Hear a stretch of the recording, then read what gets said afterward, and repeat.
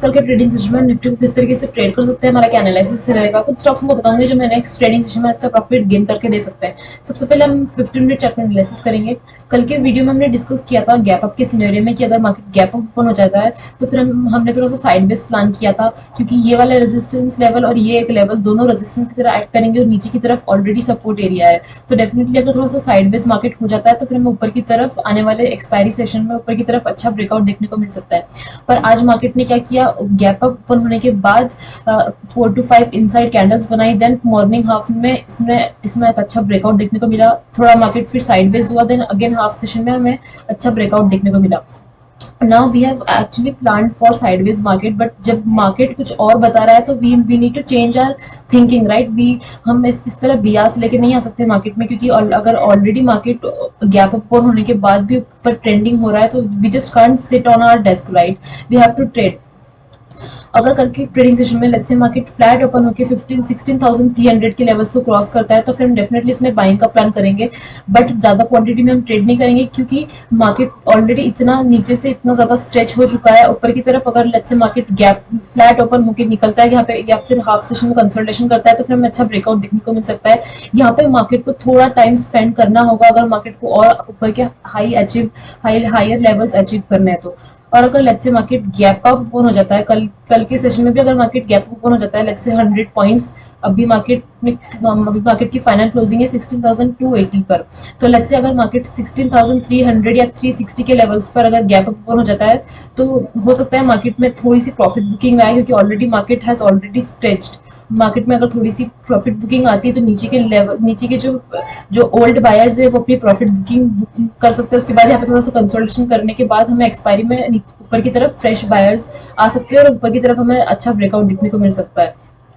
Okay, और अगर in case let's say market gap down open हो जाता है, अगर मार्केट गैप डाउन ये वाले एरिया में ओपन हो जाता है, ये पूरा जो कंसोलिडेशन था 16,200 के नीचे, तो फिर हम इसमें एग्रेसिव सेलिंग के लिए प्लान कर सकते हैं, क्योंकि मार्केट में फिर थोड़ा सा नेगेटिव सेंटीमेंट हो जाएगा। ये पूरे बायर्स जो लोग अपनी पोजीशंस को होल्डिंग में लेके गए होंगे definitely they will get trapped. तो अगर मार्केट 16,200 के नीचे ओपन होता है गैप डाउन तो हम डेफिनेटली इसमें थोड़ा सा सेलिंग प्लान कर सकते हैं। ओके, और अगर इनकेस लेट्स से मार्केट इसी कंसोलिडेशन के ऊपर अगर ओपन हो जाता है लेट्स से 16,225 या 16,250 के आसपास, तो then also we will plan for buying only, because already Nifty ने ऑलमोस्ट ये रेजिस्टेंस लेवल और प्रीवियस रेजिस्टेंस लेवल को ब्रेक कर दिया है।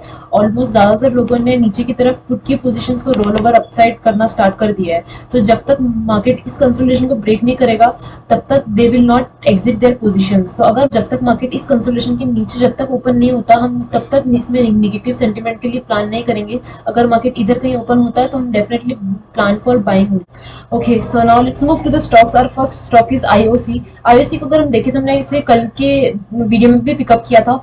जिस लेवल्स पर अभी खड़ा है 71 पर, उसी लेवल्स के आसपास हमें प्रीवियस कुछ दिनों में भी अपवर्ड रैली देखने को मिली थी। अगर ये 71 के ऊपर ट्रेड करना स्टार्ट करता है तो हमारा फर्स्ट टारगेट इसमें 73 के लेवल्स के आसपास हमारा फर्स्ट टारगेट होगा। दैट मींस ये 1:2 पे हम रिस्क टू रिवार्ड प्लान कर सकते हैं। और second stock is HDFC AMC.